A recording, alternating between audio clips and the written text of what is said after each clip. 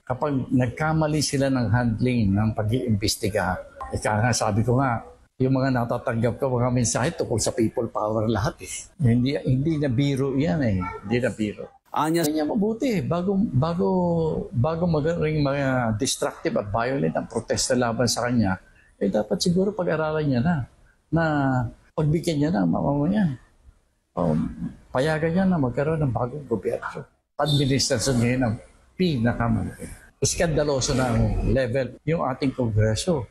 Dapat mag-ingat sila sa kanilang ginagawang investigasyon dahil hindi naman tangang taong bayan eh.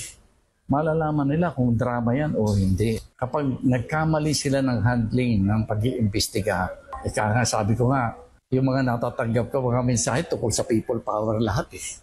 Hindi na biro yan eh. Hindi na biro. anya, Nakakahiyang malaki. Imagine yung South Korea, kinancel yung ating loan. Kasi natatakot sila, baka mapunta lang sa corruption. Ayun, napakalaking issue yan para sa akin. Laking kahihiyan. Dapat pinag-aaralan na lang mabuti yan. Tinitingnan ko sana, habat ganito pa tayo ang sitwasyon natin. Nagsisimula pa lamang yung pag-alsa ng damdamin ng mga kababayan natin. Dapat, seryosohin na ito ng mga institusyon na mayroong pwedeng gawin.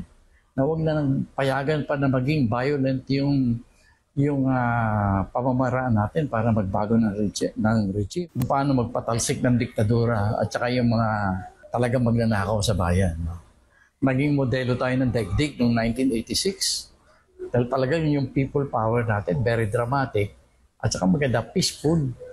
Napatunayan natin sa mundo na pwede namang magbago o magpatalsik ng mga diktador na hindi kailangan maging violent. Kanya mabuti, bago maging mga destructive at violent ang protesta laban sa kanya, dapat siguro pag-aralan niya na pagbigyan niya ng mamamayan. Payagan niya na magkaroon ng bagong gobyerno.